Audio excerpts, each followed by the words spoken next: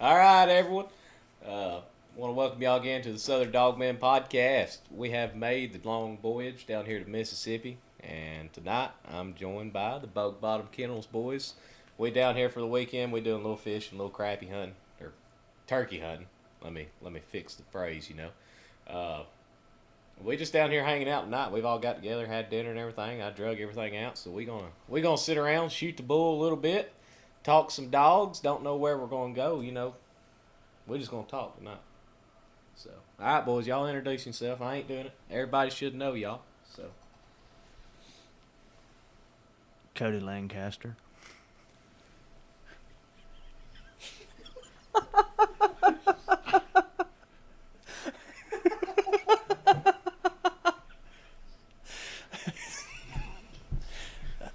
I'm Adam Faulkner. This is really Cody Lancaster. Okay, I was the first one. Actually, J.D. Staten, not Cody Lancaster. y'all fellas seem a little nervous. When you talk to you on the phone, y'all ready to go, but everybody's being real quiet tonight. What's going on with it? We've never had our conversations recorded before. Yeah, you told us we got to act right. No. We ain't got to act right on this. It's my show. We can say a little bit. Be all right. Yeah. So, what y'all been into? It's kind of the off season. Everybody's kind of winding down, but what y'all been into? Anybody hunting or anything? A little bit. I think we've all been turkey hunting a decent amount, and crappie fishing a little bit. Not so much me, but Adam and Cody. You got you another dog or anything lined up there yet, JD? Or still looking around? No, I guess I'm sure most folks have kind of heard that I had the kennel deal and the kennel fire and lost both of my dogs, so kind of put a damper on the end of squirrel season, and just been, I guess, trying to get over that a little bit. I've been looking around some and things, but just trying to let the pieces fall where they need to. What about you, Cody? What you doing? What you been into? Running anything? You got those stings still wound up, ready to go? Not really. Dad's been fooling with him a little bit. I've got a young dog. I hunted him at the World, and he did not do what he was supposed to do, to say the least. But I hadn't really been back in the woods much as far as squirrel hunting since then. It's turkey season, and that's my number one love, so that's all I've really been focused on since March 15th, really. New record, folks. We got a new record. We got a record holder in the house tonight. So we got a big timer, supposedly. I wouldn't say that. I was lucky enough to kill a pretty good bird on the 25th this past Tuesday. I wouldn't say a record holder, but he was definitely a once-in-a-lifetime bird, and I'm absolutely tickled pink. I traveled to Collins, Mississippi to see Nick Walker today and drop him off, so get him mounted. Be my first one to ever mount. I always said if I ever killed that one, he would be on the wall, and he's that one. So, and people that ain't seen him, he had 4 beards on him? He had 4 beards. He had a 8.5, a 9.5, a 9 3/4, and a 10.5-inch beard. Shot him in the neck too. Blew him up. I don't know why. Messed him all up. Feathers missing. I don't even know why he's mounting this bird. Well, as most people normally do, they shoot them in the head and the neck, but JD just likes to center mass them, so we figured we'd teach him something one day, but we're still working on that one. Keep it simple. Just poke, point and pull. Trust my equipment. What about you, Adam? I know you had the new baby and everything. Missed the World Hunt. Left us up there to get poured on all weekend and get wet. What have you been into? Before we get to, sorry, Adam, but before we skip over Cody's bird, I think he's trying to be humble, but it is looking like that bird is a state record. Well, it's going to be I think it's the county record, the Montgomery County record. Yeah, Montgomery County record, if I'm not mistaken. And checking the surrounding counties, it's looking like it may beat those birds as well. But I guess he's trying to stay humble. He's got a really good dog sitting up there in the kennel. Then he goes kills a really good turkey. He just trying to lay low, I think. Yeah, the only problem is I had to take his dog to the world hunt Yeah, that's and right. put it through all the rounds. Yeah. While he just sat there and watched. Did they at least buy you dinner? They did. They actually treated me pretty good. Yeah. I can't complain. Give you some gas money? I can't remember. I know I got some free meals and stuff out of it. Well, let's rephrase that. My dad treated you good. Yeah. I'm gonna treat you the same, whether it's Sunday, Monday, Tuesday, Wednesday, Thursday, Friday, or Saturday. He's the one member of Bogue Bottoms that isn't here tonight because he's keeping Cody's kids.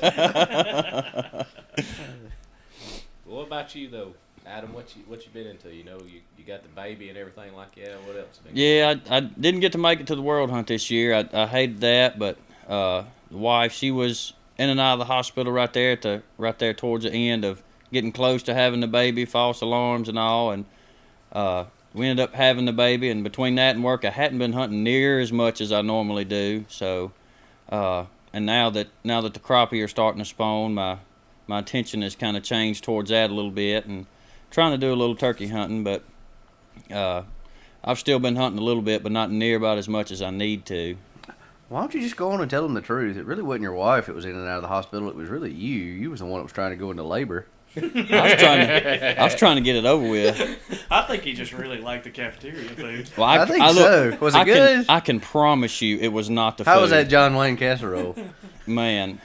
So when she had the baby, she told us, she was like, yeah, they put us on like this meal plan thing. She's like, they're going to have steaks tomorrow. I was like, at the hospital? I was like, we'll try it and see. And I'm telling you, like, there's not many things that I just can't eat. But that food up there, that nutrition lady come around next day, she's like, hey, it's nutrition time. And I said, ma'am, I don't mean to be rude. You just take that back with you. It'll be all right. You can't, that's why people can't eat stuff in the hospital. Like you go in the hospital and somebody's not eating, that's why. You can't eat that food. Well, it seemed like for about a month before the baby was born, y'all were eating supper up there 3 nights a week. So. In and out. Man, I'm telling you, we stayed up there. I thought it was more than that. It may have been. But the baby was born. Baby was born. Baby's good. Mama's good and everything. So I can't complain a bit. But hopefully. No, she's a good baby. Just the worst part about it is she looks like you. Poor child. Gonna have a rough life. Maybe she'll grow out of it. Well, you're going to have to put her in some good dogs or she's going to be looking like you and stuck like you. Well. Had to find me something a little different. I know one for sale. There's a bunch of them out there for sale. It's that time of year. All of them's for sale for the right price. Mm-hmm. Mm-hmm. I'll sell you Cody's dogs for the right price. And I'll let him as long as he gives me some commission. Yeah. What kind of commission we talking? I mean, you did burn everybody's steaks tonight. That might be a private treaty. I didn't hear one person complain when they were stuffing their face. He also hasn't seen anybody's money And either. the fact of it is they never offer to cook anytime we're always eating. So obviously something's right. The 4 or 5 times I've been down here, it's always you doing the cooking. Even at Adam's house. Adam don't even cook at his own house. He gets you to. I know it. I enjoy cooking. It gives me something to do. It's hard for me to sit still, and I just enjoy people having a good time and seeing everybody happy, and that's one way to see them happy. Everybody loves to eat. Yeah. Speaking of eating, all right, so for those of y'all that don't really know Blake, he's from Georgia. So we come down here to Mississippi, and we ended up, since the weather was bad, going around shopping. We went to Academy, and they've got one of these nice new crawfish cookers in there. And Blake was like, hey, what's that? And I said, it's a crawfish cooker. He's like, what? And I was like, for crawfish. And he acted like, he didn't know what I was talking about. And I was like, so you've never tried crawfish? He was like, no, we ain't got them where I'm at. And I was like, man, there's people that sell them on the side of the road here cooked. So he did get to try. We actually drove like 20 more minutes to find a place that was selling crawfish. Blake actually After you called me. Yeah, because I don't know them towns over there, but so we got him some crawfish today. Blake, what'd you think about your first crawfish? Well, they're pretty good, but I say the biggest complaint, they're a little messy, and they're hard to get the meat out of. Mm-hmm. A little bit of experience on that is all it is. Yeah. You peel enough of them, you get a plenty to fill your belly. Adam was sucking these things and throwing them out the window so quick, before I could even have one down, he'd be out already again. Y'all were eating them driving down the road? Absolutely. Windows down in the rain. What does the inside of that pickup smell like? I never said, I'm going to go get me a bag of crawfish and eat them while I'm driving down Well, I the road. looked at him. I was like, "Hey, you want to eat these now?" And he goes, "Hell no, we got an hour to the house. Go ahead and start handing them up here." Nah. Oh, man. Yeah. So you've gotten to try some crawfish. We've gotten you some sweet tea. No. Grilled The cheese. sweet tea's in Georgia. You know, the tea's down here, it's all right, but it ain't as good. But it gets you by. I don't know. Adams is not really sweet tea. It's more of a It's molasses. like syrup. That's the way I like it. I'm telling you. You turn the You jug got to- over, you got to count to 10 before it starts coming out of the spout. Yeah. You gotta be prepared before you grab a hold of that. I tell you what, you know, if y'all start advertising a little bit, y'all are going to be cooking for these hunts, y'all might have a whole damn venue full. Yeah, we As much usually cooking do as a y'all good do. bit of cooking, and it's a lot of work on all of us, do all this cooking and everything, but we try to do our best on it. Yeah, it's really hard for you and JD to place the order of what Yeah. y'all want me to cook, isn't it? I still ain't got my chicken spaghetti we supposed to have. See, we- that's we- another I thing fixed I ain't you done. 5 pounds of chicken spaghetti when your baby was born and delivered it to your house. You've If never you had ate chicken all of that, spaghetti. you should be dead. He's never had chicken spaghetti either. You've never had chicken spaghetti? We've talked about this every time I've been down here, and we still ain't done it. Well, you should have told me. That's what I'd have cooked tonight. Well, I didn't know that they're that sheltered up there. I'm telling you. It's them No mountains, I crawfish. reckon. And he also does not know what boudin is. Man, I don't know if I could make it up there in y'all's area. Deucey Dakota's going to have a heart attack. Oh, What do you eat up there, Blake? Roadkill, I guess.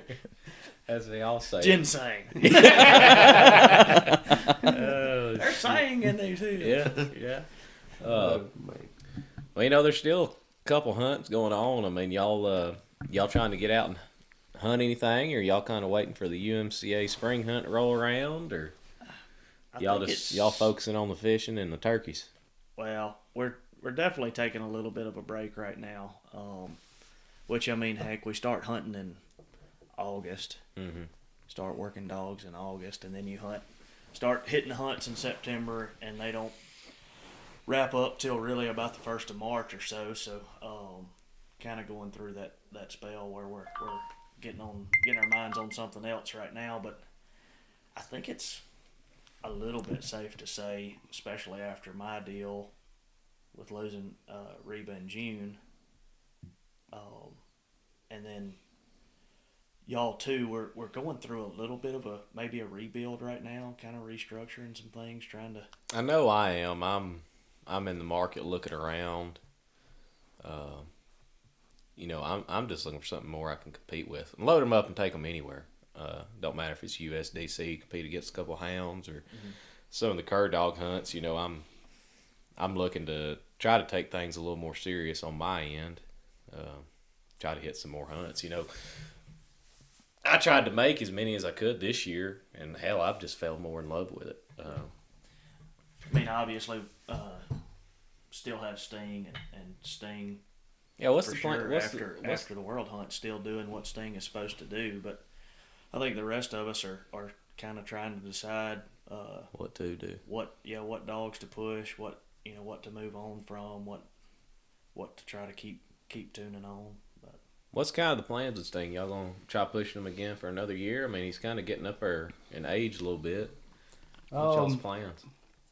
We probably won't push him as hard as we did this past season, but yeah, we're still gonna hunt him as long as he's still got the drive to go, and we've got the drive to go. We'll take him. As far as the spring hunt, I'm sure we'll be there with him, whether I handle him or JD handles him. Somebody's gonna handle him, one of the two.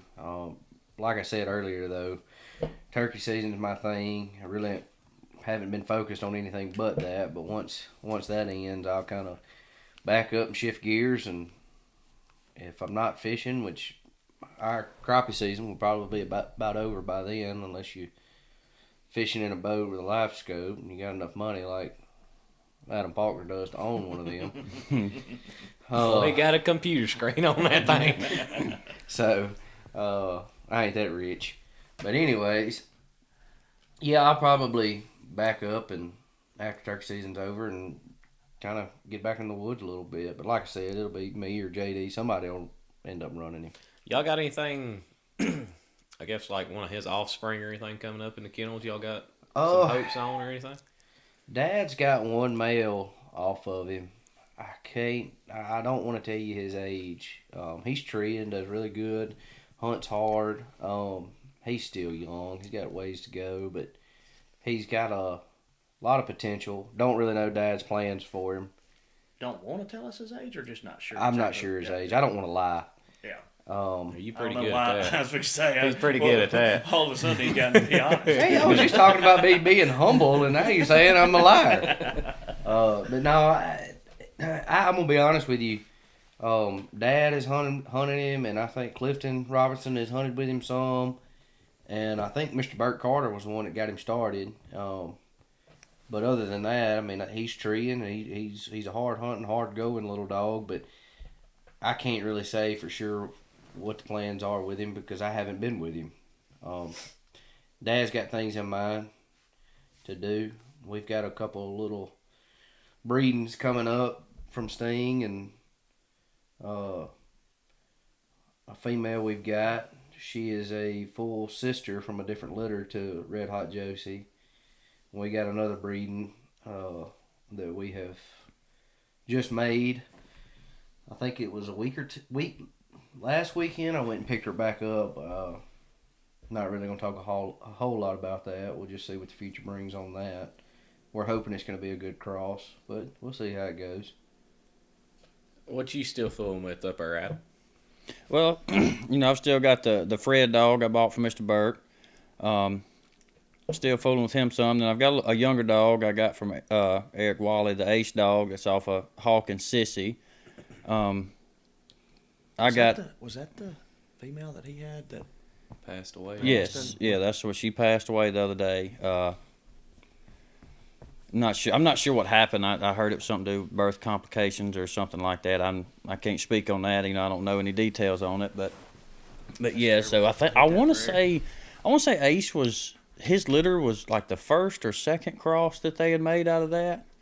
And I think he was the first cross, but Eric could correct us on that. Yeah, I'm not. I don't want to be telling no stories on nothing. But so I've got him and Fred right now, and Ace was coming along really good, and he got sick on me, and it took me a while to kind of get him straightened out. And in the meantime, I didn't have nothing to push, so I bought Fred and kind of put Ace on the back burner. And now I got both of them that I'm trying to keep going, and along with that, and work and kids and wife and everything else.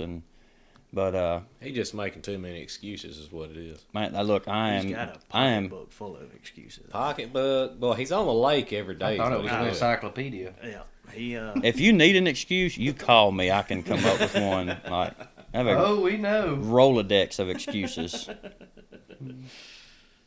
No, that's like the Georgia hunts. Yeah, buddy, I'll be there. I'm coming. Send me your address. I'll be there. 9, 10 o'clock. Where you at? No.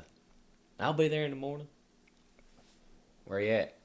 10 o'clock. Oh, y'all got a good draw out, don't you? I don't know what happened. What happened with Hell, that? I don't know. You missed both of them, buddy. I'm going to be there. I'm going to support you. I'm going to come help you. Didn't make a damn one of them. It was something, though, because I was supposed to ride with you up there. It was something. I don't forget what it was. I think one of them was work. I think the first one you got screwed over by work. I thought you was fishing. No. Too cold. Probably should have been, but no. No, we've been so doggone busy at work here lately. Been getting off late every day, and then still trying to go fish on the lake a little bit, but his late is like 4:15. Oh, I know. Got off work like 4:15. I met him at 3:30 at the gas station yesterday. You well, let's go late. Let's go. But no, I think. I mean, it's usually, which it's really and truly, if I'm not mistaken, it's illegal for us to turn a dog loose on public ground right now while turkey season is open. Yeah. So it's usually right there after turkey season we'll start dusting the leashes off. And Well, y'all got that, what do they call it, a spring season, summer season? right, we have a spring season that's May 15th to June 1st, if I'm not mistaken. So that's usually in that May in the month of May we'll fool with some dogs before it just gets too terribly scorching hot. Shit, it's already too hot down here in May. Try to stay away from the snakes. You gotta be Snakes, tough. ticks. Listen, I ain't gonna lie. When I came down here last year and did that with you, and I got in the shower and I had all them ticks on me, yeah, I was ready to burn the house down. I thought you was gonna have a stroke. Scared me. I ain't gonna lie. I think I picked 14 off in the shower that night. I was dying. Well, they had that fresh blood then. They were excited. I guess. Yeah. Georgia blood sweeter. Between between the water moccasins and ticks, I don't think I can do it down here. So we like the way this boy walks. Yeah, well, got that mountain limp, you know. Yeah. Really, got really got limping everywhere. one leg shorter than the other from walking Yeah. around inside the mountains all day. I think that's why we battle Ehrlichia so much around here, man. 100 Ticks are just crazy. And I bet if you actually, we all got tested, we probably have some kind of tick disease. As many ticks as we've had to get off. Oh, it's just See, Common that's See, what's thing. crazy is Adam and Cody pick each other's ticks off of. oh god, here we go. we got a buddy that he cruises timber for a living, and I mean this time of year it's a daily thing. He's picking a couple off of him, if not more than a couple, multiple. 'Cause Not he's in this the boy. woods every day, all day. Yeah, you see these people that like they make these leg bands and all like oh if the you put it around your ankle, oh, if the tick crawls up to here, it'll kill it and fall off. Yeah, you would have to have a bodysuit of one of those to wear around here for it to actually work.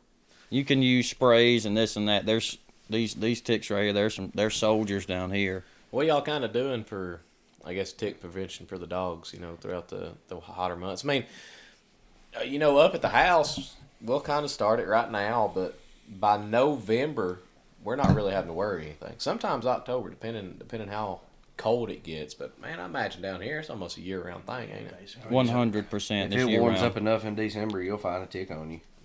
What are y'all doing? What are y'all doing for the dogs? I mean, pills, collars. What are y'all doing? Cody and Adam are probably a little different than I am, but Well, I we just know yours typically- stays in the house with you. So Yeah, right. Gets baths. I've always just front line and try to spray down with permethrin. Yeah. I don't. I guess I try not to overdo it, but I really and truly I do try to bathe my dogs more in those hotter months. Keep some flea and tick shampoo on them too. I do the same. I've got raised kennels, and of course I spray my yard and everything for bugs. My little girl, you know, she's allergic to fire ants. The 6-year-old, so I'd spray the yard for ants and everything like that, and I also spray all around my kennels and everywhere just to try to keep, you know, fleas, ticks, ants, all that kind of stuff down, and I also give flea and tick pills, and you know I'll wash my dogs and stuff like that. Don't y'all, Adam? Maybe a shout out for Salvation Dog Supply, but don't you buy something from them that? You use some kind of pill because you turned me onto that pill. Yeah, so I was using the Salvation stuff there for a while, and it was one time I couldn't get it, and ended up a buddy of mine had showed me some stuff. It's the Simpirica Trio stuff, but I really do like that flea and tick pill from Salvation. Man, their worming stuff seems to work really good too. I do use the all worm out on my dogs. That's. I guess we'll just go ahead and give them a shout out. Salvation Dog Supply, and that's in Oxford, Mississippi. I'm not sure. Thought Give they them were- a shout out. Need a Thought they were need- in need a South couple- Carolina. couple samples. They're Oh, I local. think they're in Mississippi. Maybe they got a couple different locations, but I mean, I'm the same way. You know, Adam kind of turned me onto the pill last year, and the thing is, with it, the pill is so big, you can get multiple doses out of it. I mean, you can do sometimes 2 or 3 dogs off of one pill, depending on weight. Yeah. And then that all worm out. I mean, it's a liquid form. You squirt it down their throats, and I've been using it. Gosh, probably 6-7 months now. I've had great success with it. Yeah, I went through a battle there when Ace got sick. So he got sick with Ehrlichia as a pup. I want to say he was like 7 months old when he got it, and he was on a flea pill. I want to at that time he was on Bravecto, and man, I went through like all kind of different research about Ehrlichia and tick-borne diseases and all that. I could go on all day about that stuff. But like in our area, supposedly it's like the Lone Star tick, which is the one that has a little white spot on their back, is the #1 carrier of that enzyme. Yeah, You I had know, about 7 of them stuck to me that night. yes, and not all of them carry it. Any tick can carry it, but not all of them have it. But it's mainly the Lone Star, which is like our number one tick. But the trouble that you have is even for your, whether you're given the front line or whatever you do for the flea and tick prevention, most of it, it has to bite the dog first before it ever kills it. Like if you find a tick on any of our dogs, it's going to be dead and dried up if you find one. But at the same time, if that tick is carrying that enzyme and it bites your dogs, there's studies saying that as long as it bites your dog, it can still, I guess, it's not really transmitting that disease. It's an enzyme that they carry and it causes your dog to. Anyway, long story short, your dog can get Ehrlichia that way. From the research that I've done, and I know there's probably some vets out there that may listen to this that can correct me, but from the research that I've done is if your dog gets bit by a tick with that enzyme, some say that it takes 3 to 5 minutes before it to be able to do anything. Well, if the flea pill or the collar, whatever you have on there, for whatever prevention you're using, takes that much time or longer before it kills that tick. It's a hard battle. And I talked to a couple of vets around here. I ended up taking Ace to like 3 different vets before we got him, straightened out. And at one time I thought I was going to lose him or have to put him down, man. He got down to just skin and bone, wouldn't hardly move. He would get out of the kennel and just walk around, which is not natural for him. He was, ever since he was a pup, man, ever since I brought him home, I remember texting Eric and asking him if that dog's like half velociraptor, just wild as he could be. And man, when he started getting sick, he just really slowed down. He wouldn't tree near as hard, and he got to acting real silly on some things. But the Ehrlichia stuff is, when I talked to the vet, they said it's not in this area. It's not a chance of if your dog gets it, it's when. But they said it affects every dog differently. And the local vet here, he said there's sometimes, in 1 week he'll have at least one dog every day coming in that tests positive for it. But he said some dogs that you can tell that they have it, and some dogs have it, and you can't tell anything about it. He said, but with him being, so young, it really affected him. Now, since I've got him, we got him kind of straightened out and everything, and I started back hunting him some this year. It doesn't seem to has affected him, as far as his ability to tree or anything like that. It doesn't seem to have affected his nose or his drive or anything like that. But the vet did tell me that it's something that it may rear its head later on down the road. I don't know. So his Ace will be one that I thought about selling because I was like, man, I don't really want to deal with that. But he's going to be one that lives there because I fell in love with him. Because when we got into cur dogs, I went through so many of them looking for that one that I knew what I was looking for. And when I got him, he had it all. And since he got sick on me, that's not something that I'd want to sell to somebody else. And then I messed around and kind of fell in love with him. But I hope to have him this year. Hope to have him at some hunts and stuff like that. We got some things we need to work on or whatever, but I see some potential in him. I know from the last time I was down here and seen him in the kennel, man. I mean, he was still a little bitty dog, but when I pulled up yesterday afternoon, he come out of that box. Man, that's some gun. He put some legs on him, big old head, big old mouth. I didn't think it was the same dog that I'd seen last time. Yeah, he looks a lot better, man. And once I finally got him straight, it's like he hit a growth spurt. And there for a while, man, he was more leg than anything. And I don't know if when he got sick, he just quit growing or whatever. And then now he just caught up real quick. But he's actually filled out. He's looking pretty good. What's kind of, we talked about some of the prevention, collars and the pills and stuff. I mean, say some of these dogs get the Ehrlichia, however y'all say it. Ehrlichia, I think is, that may be wrong, but that's how I pronounce it. You put Georgia and Mississippi together, ain't nothing getting pronounced right. But what's some of the medications? Or spelled right. Oh, I know I couldn't spell it. 100%. I know I could. As many times as I've looked it up, I have to partially Google it before it pops up or whatever. M-I, crooked letter I. Yeah. But what are they telling y'all to do, like medicine-wise for? So, most of the vets around here is put them on a month long of doxycycline. and which the way that it's supposed to work and what the vet told me is when you put them on a month-long supply of Doxy, that should fix it. No, it's not. He told me, he said it's not going to completely cure it. And now I had Ace at like 3 different vets trying to get him straightened out. Y'all took him up there to Mississippi State at one point too, didn't you? That was the next step, was to send him over to Mississippi State, and I was a little bit nervous about that because I know around here, I think the vet told me just to draw blood to send to Mississippi State was going to be like $400 or $500, and that was our next step with him, and was just to send him over there. And the vet told me, it's like, man, well, this is so we tried the Doxy for a month, and while he was on the Doxy, he looked really good. And if it had been anybody else's dog, you know, like, man, I don't know what's wrong with my dog, you could look at him and be like, well, he's wormy, man. He needs to be wormed. And I was talking to Papa Jeff about it. He's kind of our go-to guy for our dog care and stuff And for like that. everybody who don't know, Papa Jeff is Cody's daddy, Mr. Jeff Lancaster.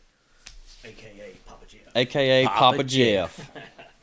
But Copenhagen man, that ought to be his damn nickname. yeah. Oh no, don't cuss him like that. He's Skull original. Oh, God. If somebody brings him something else, you might as well write it off. He ain't got nothing else for you.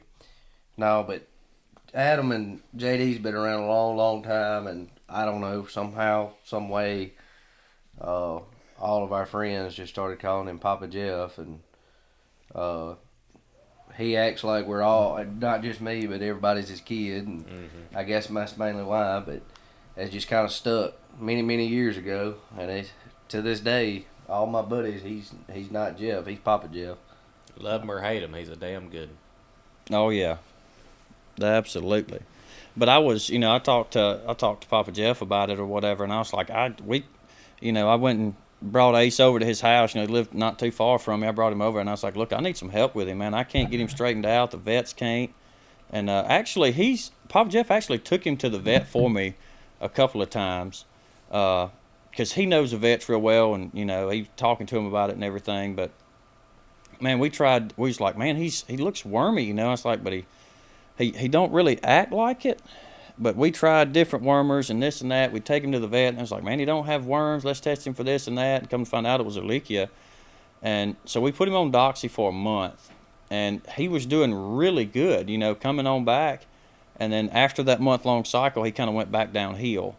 And I was like, man, something's not right. And I ended up, man, I couldn't keep weight on him or nothing, and I would try different feed and this and that, and ended up switching over to the Joy feed, and you know, I feed all my dogs Joy now, and they keep really well on. Like, I really like that feed, but I switched him over to Joy maintenance since it had just a little bit higher fat content, and I went old school, man. I was giving him Joy with you know, there was the Joy maintenance with raw chicken egg twice a day, and 100 milligrams of Doxy twice a day. And the vet told me, he said, Adam, he said, it's either going to cure him or kill him. And I was like, well, man, he's to the point now, you know, I'm expecting to come home and, you know, and be dead in the kennel or something. But that it done really, really well on him now. And I ended up switching all my dogs over to Joy. I've even got my dad's old Feist, you know. I think he's probably, I think he's like 13 or 14 years old now, and I even put him on Joy, man, and he's just doing really well. He looks a lot better and everything. I really like the way those dogs keep on that feed. Going back to where you said that, you know, you was rich and you had this TV screen on the front of your boat, only rich folks feed Joy anyways. No, it's when you it seems to be high, but man, if you look at it, as far as like the amount that you have to feed, it ends up like balancing out. What do you feed, Cody? Whatever they eat. Whatever they got at the local dollar. Gravy train. Gravy train. Yeah. No, You want to clean one out, buddy? You give them some gravy train. Yeah, you'll be cleaning the kennel out for the next 2 weeks after that. You gonna have a gravy train. I've tried a bunch of different stuff. You know, got on. Well, we actually fed Sports Mix at one time years back when it was actually a better feed. Then they went through all that recall stuff and got off that and fed Diamond a while. Now I'm kind of just feeding Black Gold. Dogs have done really well on that. Ever since I started that, which when we acquired half a sting from Eric Wiley, that's what he was already on, so we kind of stuck with that. And he's always done really well on it, so that's kind of what I did a little research on it, and it's good quality feed, so I just kind of moved all mine to it, and they've been fine ever since, and have no reason to change. Might find a reason one day, but I think more or less it's just whatever your dog keeps well on and what gives them the energy and the drive that they need to go. I think a lot of people overlook that. I mean, I changed feed 3 different times this year. Yeah, I mean it's really a dog. I mean, something I eat might not sit well with you, Blake. You know, everybody's different. Every dog's different. Whatever suits you and suits your dog, I say feed it. Suits your pocketbook as well, because some of them they're pretty proud of it. I get it, and I would love to feed some of that $70-$80 bag of feed, but sometimes I just can't justify that. So if I can find something that's a little bit more price point wise, my dogs keep well on it, and they hunt well. They got the stamina and the energy, and their health is kept up. Then I'll feed it to them. How about you, JD? I mean, you feeding them rice and chicken and steak and Every bit. Absolutely. That was man, my Reba girl. She ate So like a that's a queen. yes. Just go on and say yes. Whenever it was competition time, yeah, she ate like a queen. It'd be baked chicken and rice and all kind of stuff. But she was kind of funny. Whenever we loaded up and got on the road like that, she didn't want to eat. So she wasn't an eater. And no, JD's not lying. He could feed that dog. We get there, or if we was out of town night before, just she might wouldn't eat a eat. few bites, but she's Really? just like she knew that it was competition. She really wouldn't eat. She would. I don't know whether she was doing it to just to stay light and empty. I've heard people refer to it as empty, but I think we all know what I'm getting out there. She didn't want to be on a full stomach trying to hunt. But I would feed her. Try to get a little bit of just plain white rice.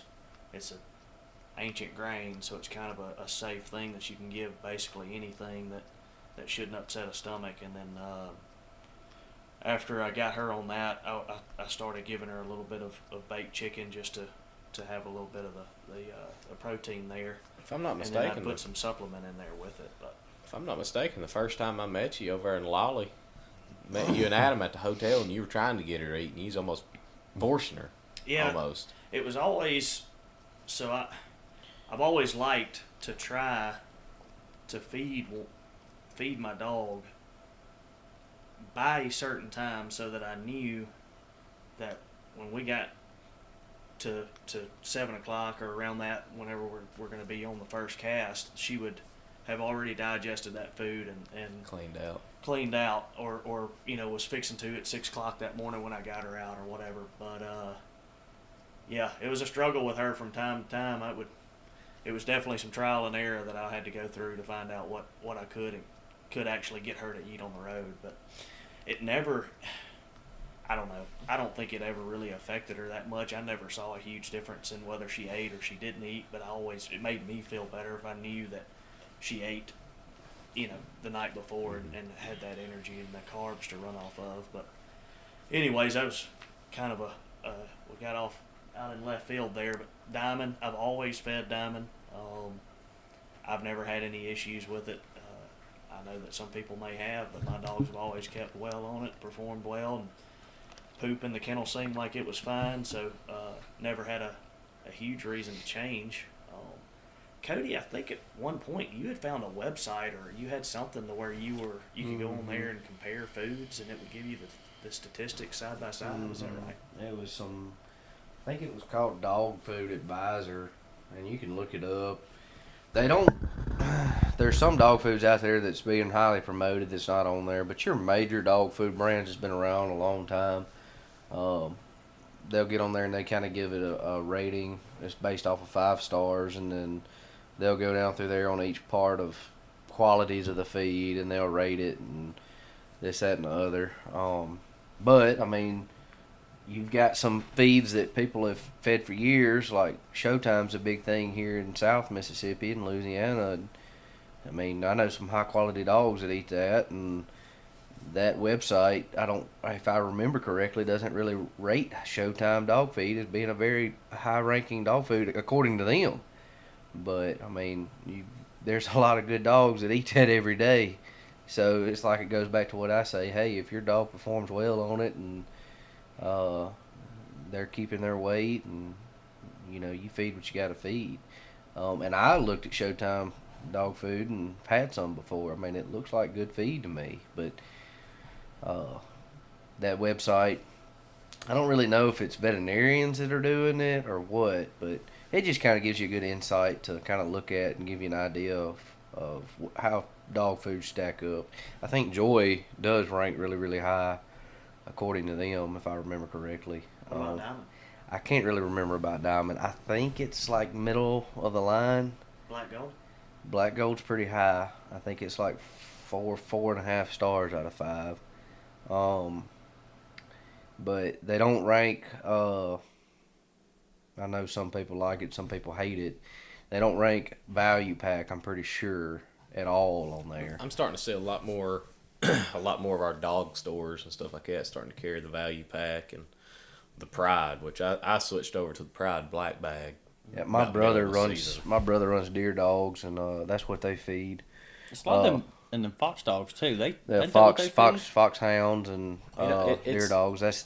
They have a big hunting camp, and off season they just kind of feed more of a maintenance type feed. But when they're hunting them dogs, just about every day. I mean, I know my brother around Christmas time when he's off for an extended period of time when dog season's open. He's going every day. Now, whether he cuts his five hounds loose, his 5 walkers loose or not, he's going. But I think for their camp, they just order pallets of that Pride food and get it delivered there, and they just go in and together and feed it. And I mean, it's got to be a good feed because as much as they run them dogs that they've got, absolutely, them dogs is just nonstop, miles and miles. I've actually been with him. Adam's been one time. And I remember they cut loose, and before they knew it, the dog was 5 or 6 miles south of us, fishing across a major highway, headed into another county. And that was within minutes, 10, 15, 20 minutes of the hunt starting. They was on a track, whether it was a deer, a coyote, or whatever. But shit, they running a run. They just running a race. Running a run. That's all that thing was doing. And we have the I can't remember what hunt it is. But like down here around Grenada Lake, is it the St. Jude hunt? It's the St. Jude hunt that they have as a big benefit hunt. Yeah, the big fox dog trials. I think they turned loose 700 and between 7. Yeah, it was over 700 hounds that they turned loose at one time. And it's every year. You'll see it on Facebook. It'll be guys out there fishing in the lake, and it'll be, a pack of 10, 15 hounds out there swimming, and they'll pick them up and get them in the boats, and take them back to the bank. But it's actually pretty cool to see all those guys, all those trucks parked on the side of the road, and they turn all those hounds loose at one time, man. It's like it's a stampede of dogs, and you'll see people all over out around the country roads and all with trucks, trying to catch dogs and get them picked up and all kind of stuff. But it is for a really good cause. I don't want to say how much money they raised last year, but it was thousands of dollars. They have a big auction and everything. I've never been, but my brother attends and his wife attend every year. It's a good cause. They raise a pretty good bit of money every year for St. Jude. I think this past year, I can't quote the number, but I think it was way on up there, the amount of money that they raised for St. Jude. Yeah, it was. They do get really good every year, and they have fox trials every year around the lake here. There's a few people in his camp that do pretty good every year. My brother's not really into that. He just goes to watch his dogs during deer season. He judges a lot of them now. He does judge a lot of the competitions, helps out with that. Because, if you got that many dogs, hundreds of dogs turned loose, you need as much help as you can get. Asked me to help once or twice, and I wouldn't even know where to begin. Trying to see that many dogs come across the road. I do know that they put a drone up. I think it was last year, the year before, over the gravel road, and you was talking about a stampede, Adam. It literally, I don't think you could see the gravel road. It was so many dogs going down that road. Yeah, there's a video somewhere on Facebook that somebody took, and it's one of those gravel roads out there. I think I think I could be wrong, but I think it's out around Choctaw. There were trucks lined up on each side of the road all the way down, and they turned those dogs loose, and the whole entire road for like a mile was covered up in hounds running down that road. And it Pretty intense. You know, they'll pack up, but it's not like all of these all 700 of them hit the same track and run. Like they split off and go, man, all kind of different ways, and man, it'll be people picking up dogs all over, you know. And even during deer season, some of them hounds, they'll turn them loose 10, 15 miles from my house, and next thing you know, I'll be going down the road and see some of their dogs. I'll pick them up and, you know, either take them back to them or hold them at the house till they get there. Those dogs right there, they are covering some ground. Absolutely, they are. Absolutely. Let's talk about, you know, we kind of talked about feed, stuff like that. Let's talk in season, you know, trying to keep a dog ready for some hunts. Y'all thinking, or are y'all treadmilling some dogs, trying to keep them in shape if you're not able to hunt them, or are y'all more or less alone trying to hunt the dog, keep it in the woods? You know, I've heard both sides of it. You know, a lot of people, they like to keep them on a treadmill. Some people like to keep them in the woods. I've always been, if I can get to the woods before dark, I don't care if it's 30 minutes, I'm cutting my dog loose. I'm the same way, man. If I can, I would rather cut, just because I love it, you know, but I would rather cut my dog loose than treadmill them. But, I mean, there's times when I have treadmilled my dog some, just because I, you know, trying to keep them in shape or get them some exercise or something like that. But my treadmill actually quit on me, so what I do now is just try to get them, you know, I live in that big pasture out there, just get them in, if I can, get them in front of the buggy or keep them off the side-by-side, because all my dogs love to ride. Because it's a lot of times we'll go hunting, man. We'll load them up in the buggy and go somewhere. We don't really have places around here where we can road hunt. So my dogs are used to, like, if the buggy cranks up, they're like, oh, we're loading up and going, you know. But I'm starting to get them now where I can get them on the side-by-side and just ride through the pastures, let them run, let them get some exercise. But if I can, I would rather actually be hunting my dog to try to keep them in shape. Are we talking about summertime, or are we talking about during? I mean, I guess both, but I mean, heck, more of a summertime, I guess it'd be better to keep them on treadmill, keep them a little cooler and everything, right? Summertime, for me, looks more like, I mean, I rarely. So I'll go on and Yeah. tell it. Get 'em JD bath. puts him in the swimming pool, and he gets in there with them. What's the name of that spa he takes them dogs to? That rehab place where they, you know, they give them that hot rock massage and all, and put them in that pool and everything. And But this one, But no, all seriousness, JD does take them out. I hate to speak for him, but he does put them in the pond. I swim them, which, you know, I guess I'm referring back to the dogs that aren't here anymore. But in the past, I've swam them. I've got right beside where my kennels were. I had a pretty decent sized pond, and I would take them out, and we'd go sit beside the pond, and they would swim and swim and swim and swim. I mean, as long as I wanted to sit there, they would swim in that pond. And then also just letting them, you know, I guess getting on the four wheeler running. They knew the difference in when we were going hunting and when we were just getting out of the kennel, I guess. that takes a lot of work. I mean, you gotta be doing that a lot for a dog to understand the difference of, hey, we're just going to ride, or hey, we're going to hunt, or all right, I'm gonna run beside you today. The amount of time that I spent with June and Reba, I am,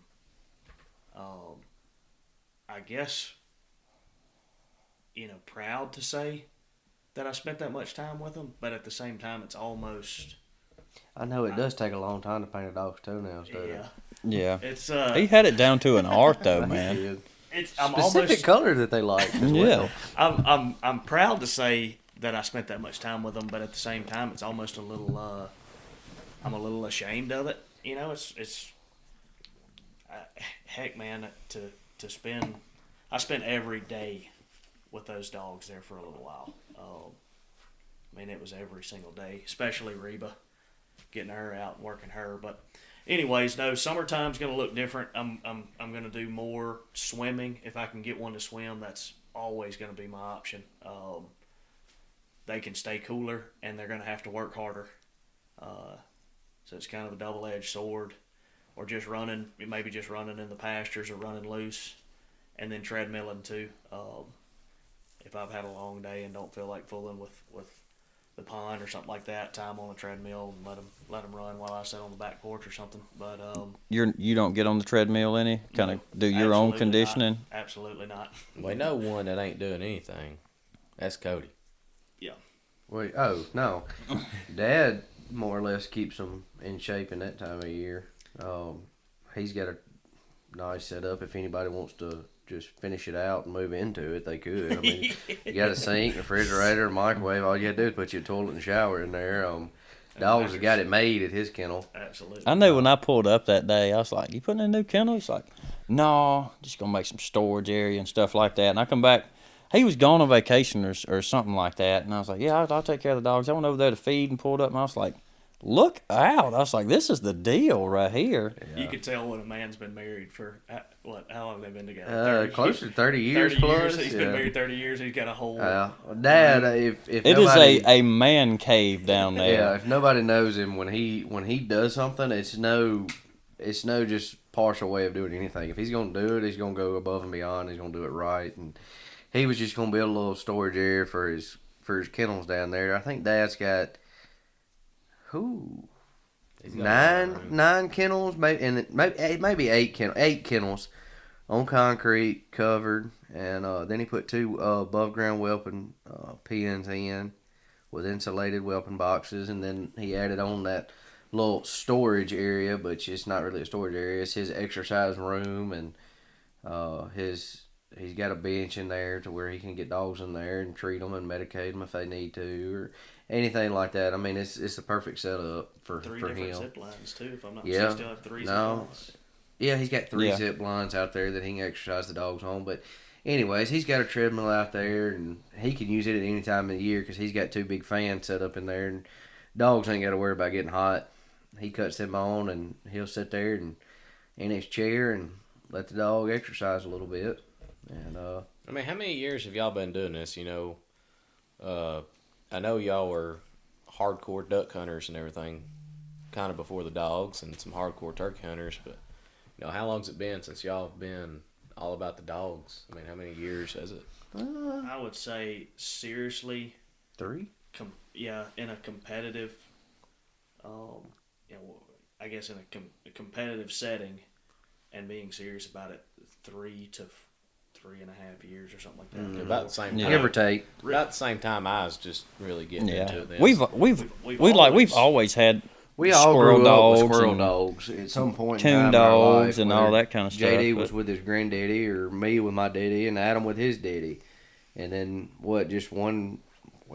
Adam got a dog one time, and then we just kind of all wanted to get back into it. Yeah, we had kind of it was a point that like we all grew up, you know, kind of like everybody else. I grew up, you know, with my uncles and my dad and all that. You know, we had squirrel dogs, and my uncles had coon dogs, had some comp dogs and stuff like that. And I know Cody and Papa Jeff, they had some, you know, just pleasure dogs, and JD and his dad and granddad all had pleasure dogs. And we hit a spell there where we were, I guess like our teenage years or whatever, we kind of, like, none of us really had a dog. And one day we were all talking, I was like, man, I'm going to get me another squirrel dog. Like, I kind of miss it. And I had bought a little female dog. And the next thing I know, we were all, you know, like, yeah, let's get back in it, you know. And that's when we ended up, we had went to one of the UMCA hunts or something just to kind of hang out and just spectate it. We'd never been to one, just kind of see how it went. And that's what kind of kicked it all off. And I was like, man, I think I'm going to get me a cur dog, you know. And I looked around, because I can be kind of hard to please at times. But I looked around, tried Sometimes. this dog. Boy, you the hardest one to please out of the bunch. On certain things. One of them could look at you wrong. But will never cull. No. He'll sell it. No, He may be the hardest to please, They got I think I'm gonna keep acting a little bit longer. they got a spot on top of his heel for Some just, of them. He doesn't cull. He just expands his kennel. Hey, I got to get another kennel. I sent one down here to him. He didn't have it but about a month. Like, how's that dog done, man? He gone. He gone. I don't know, JD. Now it took you a little bit to learn how to call one. I've had a fraction of the dogs that y'all have had. I mean, I think I went through. It was like 10 or 12, and it wasn't like they were bad dogs. It was just like I'm looking for this certain, like I'm looking for like I guess you could say like a certain style dog or something. Like I knew what I was looking for, and I'd get one from here or there or something and try it, and it just wasn't what I was looking for, you know. And I ended up, I was like, man, I'm gonna buy a pup and just see what I can do from there. And that was Ace. Well, we had bought some pups, and they didn't turn out for nothing. it was the same. So I bought June and Reba, and you bought what was that blue dog's name? No blue dog. Oh, blue I don't. Boone. Boone. Yeah.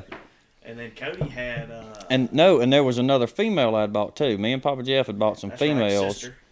and Sister and sister, and I don't remember the other one's name. Cody had a Hummerbred pup, if I'm not mistaken.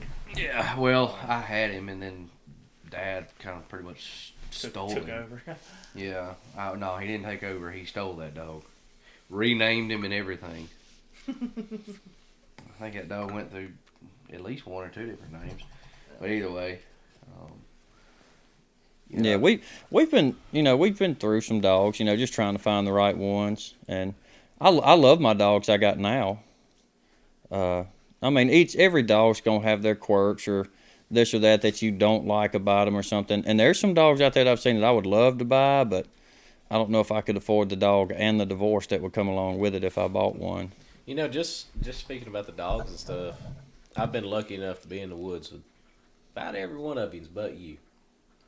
You never been with my dogs? I got to watch Fred go with Reba just around the house, but we have not been in a comp hunt or actually hunted you together. can't show all the secrets. I ain't seen no secrets Fred's got yet. So you've been on a cast with all of us, though, right? No, not me and not Adam with still Fred. ain't. Me and You Adam haven't still even ain't. spectated with Adam? Yeah, we did. We did Mississippi with you when you won the Mississippi State with Reba. Yeah, that's right. Last year. No, that was this year. No, Yeah, well, like- yeah, This past state hunt. November Boy, I'm 24. gonna stomp y'all in the dirt when I get a chance. Who? Better What be we- ready. What we talking about with dogs or? Yeah. Oh, I thought I done offended you or something. No. Oh. No. I'll put it to you. Man, look, I'll take it. I will take it. I'm the low man on the totem Look, pole I right am now. used to he taking is it. used to it. I mean, I will say that. That's because Adam will just straight up give away the cast. Yeah. I was witnessing him win the. Oh, that's when he got sick. The Tell that buckle- story. yeah, tell the that. buckle Tell series. that story. Yeah, I was- Tell it. I had it was. Oh, here comes This- those Rolodex. Here we go. Yeah, here we go. Yeah. Hold on, give him I some got a time. bad roller dog this morning, boys. Give him some time. No, let I him had find, I had let him had find the right one. where was that hunt at? That was Holly. It was Buck- one of the Holly Bluff hunt, the first buckle hunt, It I was think, the Buckle wasn't it? Series number 2. Yeah. It was the one that. You ended up second in that, and we drew out together.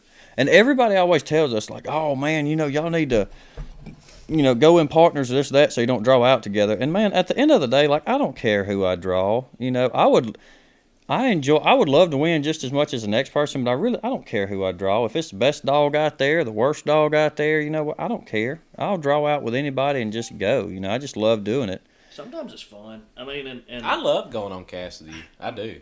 with me. Yeah. JD is a different animal on a cast. JD, he's sitting right here on the couch. He's look goofy. He's got his little Capri Sun sucking on a straw. Got these headphones on. So but for- hey, you put him in the woods on a cast, boy, the games are For over. anybody that does not Oh. know, JD is a 100% toddler at heart.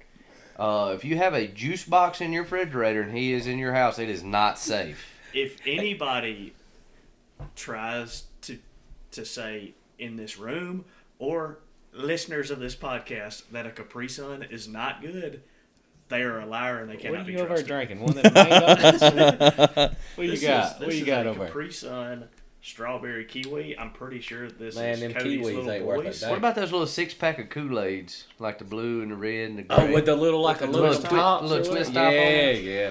It's pretty good, but you got to chew on that top after you get done See, with that. what we ain't telling you. Best thing that ever happened. Obviously, the best thing that ever happened to me was getting married and having a child. Yeah, now But you're stealing all her Good stuff. one. get all- Good You're one. stealing all her stuff now. Now I get all the snacks and the drinks. So we've been all hanging out together for a very long time, but anytime we used to go do something, whether we were going hunting or we used to hand grab a lot or noodling for some people that call it. But anyway, hell. That's for that. That's for them Georgia folks. I think they Hell call no. it. Listen, we was on noodling. the lake. We was on the lake yesterday, and I was like, "Man, what's all these damn boxes? Like, there's boxes everywhere." And he goes, "What'd you call it? You didn't call it noodling. Yeah, You called it-" catfish boxes. And I was like, "What do they do? Get in there and spawn and something? Y'all? How do y'all catch them out there?" And he goes, "Those are noodling boxes, dummy." And I was like, "Oh hell no, no." But anytime we went anywhere, did not matter. JD, which we called it his diaper bag, but he had his bag with him, whether it was his little cooler or whatever, and he had his little juice boxes with him, his snacks, and he anything happened serious. I mean, if you needed to, your leg splinted because you broke it, it didn't matter. He about could take care of you, but everywhere we went, he had his bag packed, and it probably weighed what you thought it would weigh. It probably weighed 50 pounds. What you didn't see though is me going in these gas stations, spending $25 freaking on drinks and snacks. Gas stations have gotten to where you can't. No, really you afford- didn't, because you let my mom buy all that stuff for you. For those of y'all that don't know, JD is the cheapest person you will ever meet in your life. Like, honestly, it was mind-blowing to all us when we found out that JD had bought not one, but 2 puppies and had to have a dog collar to get them here. Like, when I was calling each other, I was like, man, he's lying. There's no way that he did that. I was like, he's not going to spend the money on that. But to see JD spending money on something is still, to us, it's still mind-blowing. Like, I can't believe he's not up there trying to Jew everybody down at the hunts on, like, the entry fees and stuff. Well, This man, he went in Tractor Supply one time. All right, he went in Tractor Supply, and they had one of those, like, aluminum, like, what you'd call a water pail, all right? So it's dented, and they mark it down. And he goes up there and argues with them to try to get them to mark it down even more. It's like, I don't remember, it was probably, $6 or $8 or something? And it was originally like 13, it's dented and all that. And he was like, oh, it's just too much. You sure you wouldn't take this for it? And I was like, JD, it's Tractor Supply. Like, you can't, it's in the flea market, you know? It's a corporate company. You can't negotiate Yeah. prices. The manager can negotiate the prices. Who do you think wrote the price on the Probably because a corporate supervisor told him to Yes. put that on But there. the That's thing why is, all of matter them have fact- the same prices, JD. It's like a price list that you put on these. Yes, and dent is misleading. This thing was caved in. It wouldn't have held water. I'm pretty sure the bottom of it, half the bottom was missing, and he just had to have it. It was so 'Cause they- bad though. 50% off was not good enough. They should have done more than that. I wouldn't have. if it wasn't good enough, what was it going to be good to you for if it wouldn't work? Look, Bazinga. guys, today I met the district manager for all of the Tractor Supplies in North Mississippi. Bless his heart. He didn't get your phone number, did you? I had to help him out of a bind, so I actually have got an in now. The next time I find something up there that's damaged, I'm going to call this guy and just tell him, hey man, y'all are going to do me better. Bless than his this. soul. well, So we were talking about the Buckle series. Do we want to finish that story? Yeah, go ahead and finish Oh, that. yeah. We got to finish Adam's Yeah. story. Yeah, so you want to tell it, Adam? Or No, absolutely not. Because he's going to lie about half We of need it. a different point of view. He's Okay. going to lie about half of it. Well, so we're at Holly Bluff, Mississippi, the Buckle Series #2. Oh, Butch Spivey put them on. That's right, Butch Yep. and Mr. Robert Yep. Martin. Anyways, awesome hunt, by the way. If they host one of those again, I Absolutely. highly suggest. And those everybody guys- go. those- Great turnouts. 30 Yes. something dogs had just an open. I think hunt. he had Wasn't even 30, state 30, It was 30 30, It was 31, and I think Butch put a pup in, and and he ended up pulling the pup out to make it like an even 30, I believe. Yeah, is where what the happened. cast could draw out easier. But anyways, It was awesome, and whoever those guys were that cooked that chicken and all down there, top notch. Yeah, they always Mr. Butch and Mr. Robert put on a good hunt down there. It's and it's in the bucket list spot of Delta National. Yes. Yeah, Swamp. absolutely. Plenty. If anybody has never seen a black squirrel, this is your opportunity to go see a black squirrel. Yeah, but so we draw out, like Adam said. Bogue Bottoms doesn't pay for the kennel membership, and we don't put each other's names on our dogs or anything like that, unless, well, I don't think we have any kind of partnerships between us. If I'm not We mistaken. don't. No. So we don't put our names on each other's. We show up, throw them in the papers. pot, and how it's drawn is how it is. That's right. And if we get to draw out with each other, whether it's the first round or whatever, we don't care. We just have Man, look, fun. we're just there to have a good time. We're gonna give each other just as hard of a time as we was pleasure hunting with each other. 100%. So we go down to this hunt. It's 31 dogs that are signed up. And of course, me and Adam, that means it's got to be 4 rounds in one day. And me and Adam draw out together in the first round. I rode with Adam to the hunt. Yeah. One of us is not going to make it through this first round, and the other one is going to have to, unless we both get put out, but odds are in our favor to move on. And the other one's going to have to be drug around all day until the other one gets put out. Man, this is stupid, man. But anyways, Adam, I can't remember exactly what happened, but It was Fred. It was me and so Me, it was you, and Fred, Bobby. Reba, and Mr. Bobby with DJ that morning. That's right. And And the dogs, we cut loose. Dogs were making trees.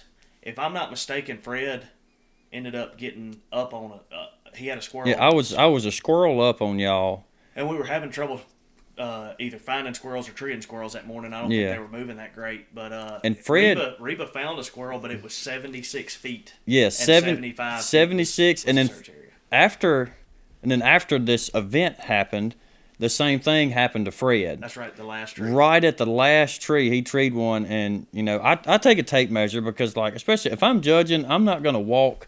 I may, I'm gonna pull a tape just so it's the same every single time. Just pull a tape. That way, there's no questions about nothing. But it was 76 on yours, and like 78 or something on mine. So we get at this point, we're halfway, maybe more than halfway through the cast. I think we're actually getting close to the end. It was close to the end. Fred's got it wrapped up. He's 100 plus on us, and we can't really come back. Well, Fred gets treed. I'd been battling stomach ulcers for like 2 weeks before this, just to preface this. I never saw the doctor's excuse. But, Never should have ate that roller dog. Yeah. Anyways, Adam calls his dog treed. We're walking to it, and in the middle of the cast, he's actually, I think you were judging the cast, so you were like a few steps in front of Mr. Bobby and I, and you know how a dog, whenever a dog's about to throw up, you can start seeing their sides like convulse. The heavy breathing. You can start seeing Adam doing that, and I was like, uh-oh, here it goes. Mr. Bobby was like, "Hey man, you good? Are you all right?" Adam starts dry heaving and goes around behind a tree, and I never stopped walking because I'm going to get to the dog. I'm going to make sure he's okay. a lot of people don't know this about Adam, but Adam throws up all the time. Like Yep. it's It's like Yep. the anxiety stuff with me is like really bad. And so like, I don't know why. It's just it is what Me it and is. JD's but- been around him long enough that you can look at him and be like, yeah, he's about to throw up. And we're just It's- like, whatever. It's not a big deal. It's Yeah, like a just- sneeze. It's like a sneeze to me now. Like it's nothing to it. Yeah, we just keep on about our business. So So we keep walking. Adam's behind the tree, 15 feet or whatever behind us or something. He's up chucking, and Fred kind of shuts up for a second, and we're I heard him squeal, and I knew what are you happened. sure that wasn't you squealing? Yeah. Most of the time when he's treeing and he squeals like that, that squirrel done moved. Like he's seen that squirrel move. we're yeah. So he shuts up. The two get started, and we're sitting there listening. I mean, we're like 30 seconds into the two, maybe not even that much, and Adam just yells out from behind the tree behind us, "Minus him!" I don't know what made me do it. If I was like in the middle of throwing it, I was like, man, I'm done. I am ready for this to be over with. And I'd look down at my handheld, and he had moved like 70 yards and was sitting dead still. And I was like, man, the two's gonna catch him or whatever. I was just being too honest about it. Yeah. 'Cause So really and truly, I don't think he would have treed. And honestly, I don't think he would have treed back in because I've seen him he do it did before. tree back in. Yeah, I didn't think he would because I've seen him before. He'll timber a squirrel and then lose it, and then he'll like just sit there and look for a minute, you know. Either and way, though, he Adam yells minus him, and I'm sitting here thinking, like, what in the heck is this fool doing? Unless I'm expecting when he says minus him, like, Fred, we're fixing to be looking at Fred or something. He's coming back to us. Well, he does it, and actually, I had the scorecard at this point. I think you handed me the scorecard. Yeah. And I'm sitting there. What do I do? Holding it in my hand. I'm like, oh my gosh, this fool just yelled minus him, and we got to put it on the card.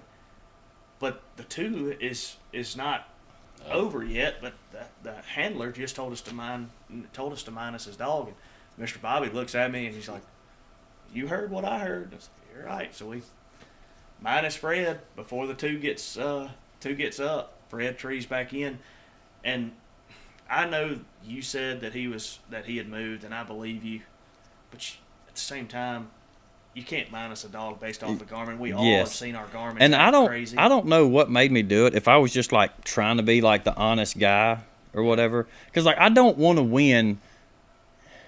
And I know like I want to win just as much as the next guy, but I don't want to win like the wrong way. And I mean, legally he had done nothing wrong, you know.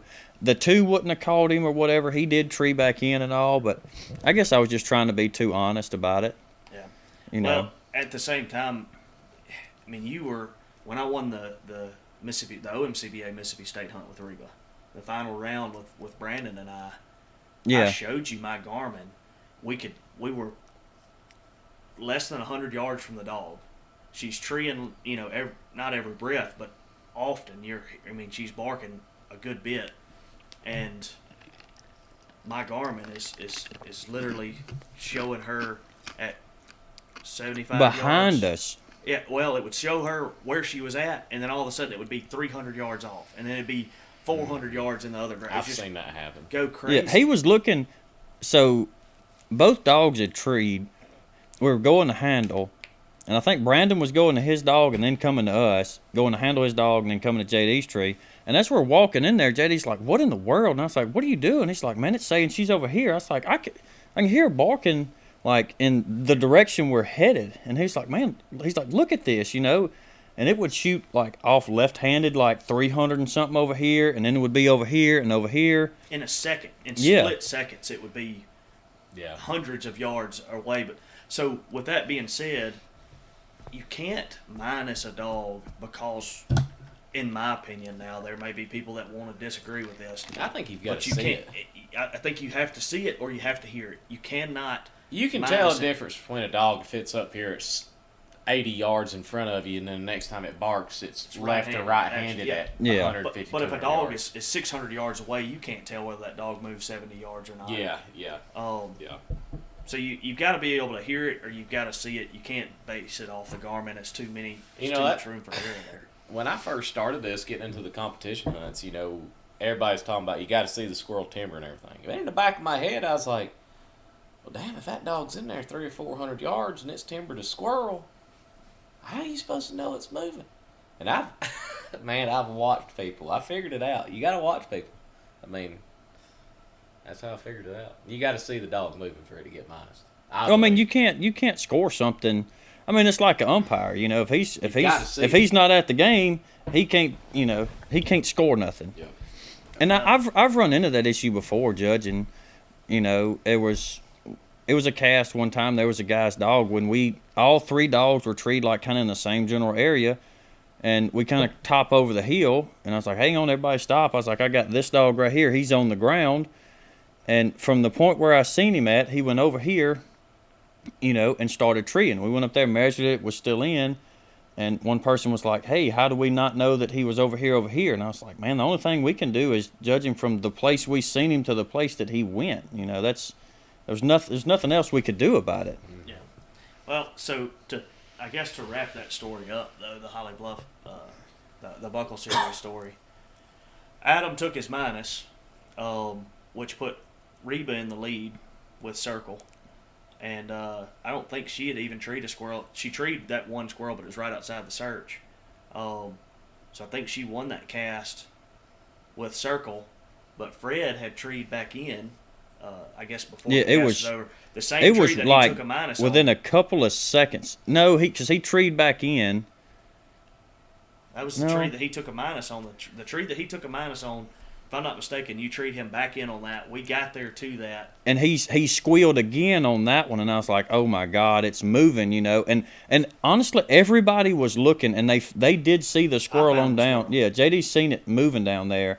He's like, "Man, we got to pull a tape," and he goes to walking, and it got to 75, and I was like, "Oh my gosh!" And he took a couple more steps. He's like, "What you got?" And I was like, "Oh man, it's like it's 78 feet," So that.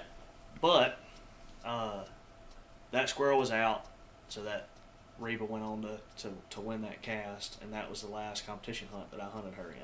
And she come in. She won second, and she won second in that hunt. But the UMCA rules state that if there's 4 rounds or more than 27 dogs, actually is what it is. If there's more than 27 dogs. All dogs in the final cast will get a first place win towards their championship points. So I didn't know that. yes, she came in second in that hunt, but she got a first place. So that's what towards finished her out, wasn't it? her champion. Yep. So that's what finished. She had the points. She had the first win from the state hunt in November. Yep. And then I guess it was a couple weeks later or whatever we had the Buckle Series hunt. She got second there. Y'all got it. Mr. Lynn and Junior. Y'all got to beat brag us on in yourselves a little bit. I rode down to y'all's state hunt. It was phenomenal. Y'all did an awesome job. I mean, the food, the place y'all held it at, the cast locations. It was great. I absolutely loved it. I wouldn't miss it again. I mean, it was phenomenal. We try to. There's a lot of course, you always have folks that are saying, I wish we'd do this, or I wish we'd do that, or we need to start doing this. But we've all, I guess it has come down to our hunt, we always try to sit down and say, what are some of the things within reason that we think that we could do, or we wish would be done in some of the other hunts that are state hunts, you know, because if you're having a state hunt, it's that puts some emphasis on it. It's a state, you're competing for a state title. Yeah, you try to make it worth people's while to show up and right. everything. And y'all did great. I don't think there was a single complaint all weekend. We won't, if we can, if these guys like you and others are going to drive from hours away and come pay their entry fee to obviously they're there to try to win, but they're also supporting the club, supporting the registration, supporting us. You know, we want them to at least say when they're leaving that they want to come back. Yeah. Well, talking about hosting hunts and judging and going on casts and stuff, you know, I've talked with JD and I've talked with Adam. You know, this fall I'm wanting to start something up, Cash for Curse. It's going to be trying to start it small, but you know we're wanting to do 9-dog invitation only money hunts for cur dogs. Thinking about getting a rule set together, this, that, and the other, but you know, possibly getting it to grow. Y'all gonna host a hunt for us? That's what we're gonna do. I wasn't aware. Go ahead. You've been warned now. Just mark it down. It's gonna happen. You have been voluntold. Yeah, voluntold. So You're doing it. what that means, JD, is you better be scouting spots. JD's usually the. I'm the mule. Yes. No. I am the mule. No. They load my wagon up. Don't and say, anybody that's listening to this podcast think JD ever overworks himself. Yeah. There's a joke around here. Most of the time you see JD, he's trying not to pull his hands out of his pocket because he's really good at keeping his hands in his pocket. I don't like when the backside of my hands get sunburned. So if you know what I'm saying is he's good at standing around with his hands in his pocket. Yeah. He is allergic to a callus. Yeah. So No, but JD is good at scouting and finding good spots to turn out dogs, which a lot of these spots that JD's finding, he has turned a dog or will go turn a dog loose on to see what's in there. We want to make sure all these casts have equal opportunity of seeing squirrels. And I can promise you, if you come to one of our hunts and you go, we send your cast to an area. I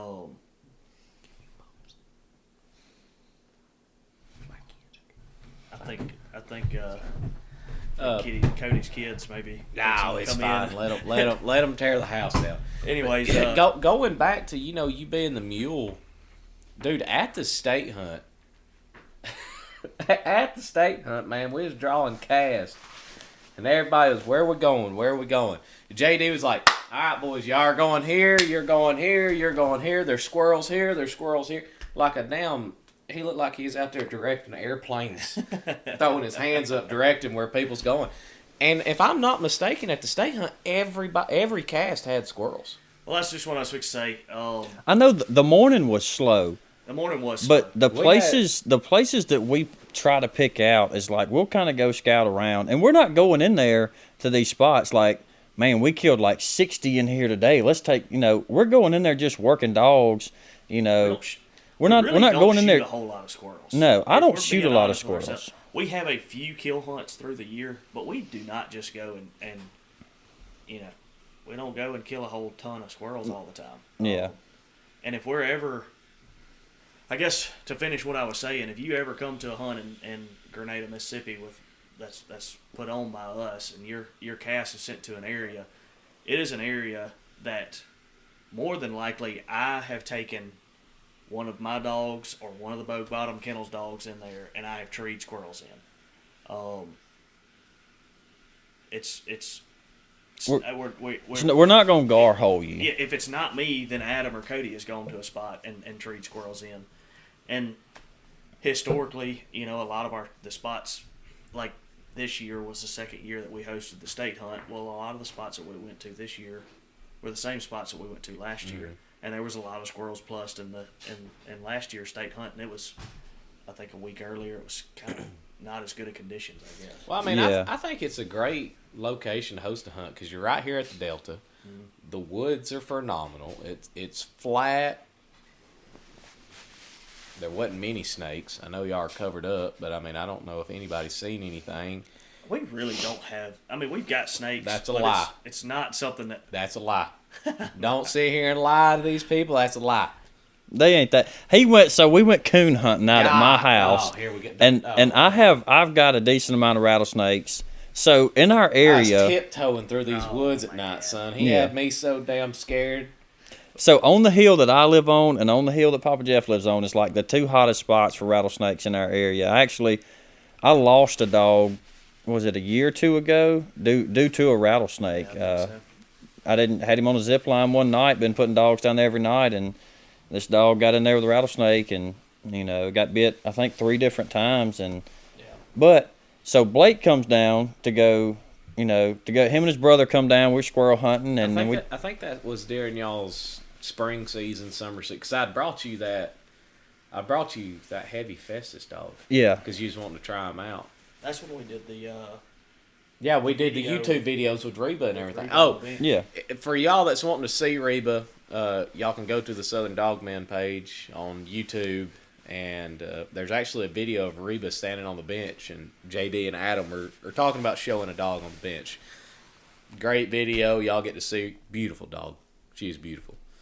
She was on her way. I don't want to I'm going to try not to brag on my dog, I guess, too much, but man, it sucks that she's not here anymore because I felt like she was well on her way to really start doing making some noise, I guess.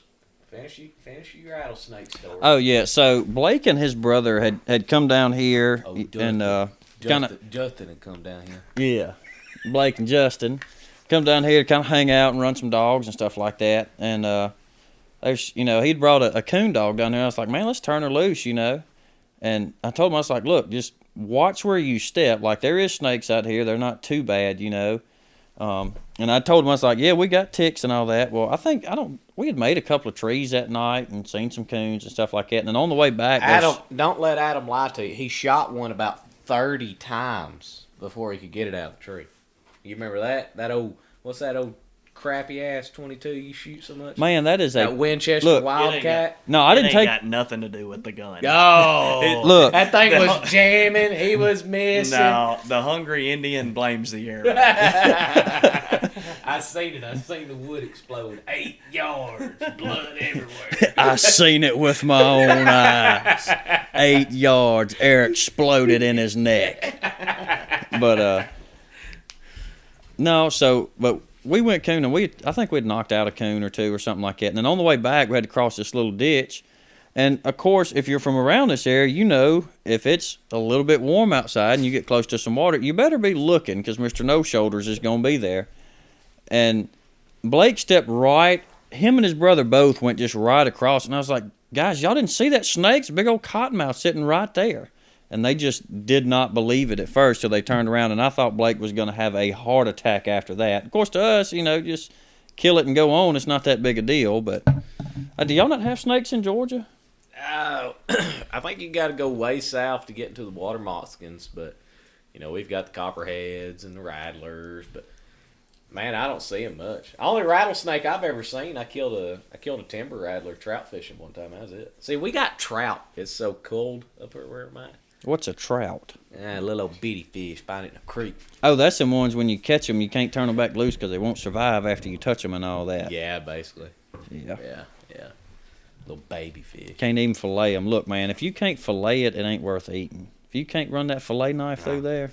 I can't run fillet knife down nothing. Or that spoon on them scales. Ain't no doubt. You talk about a mess, man. Them people.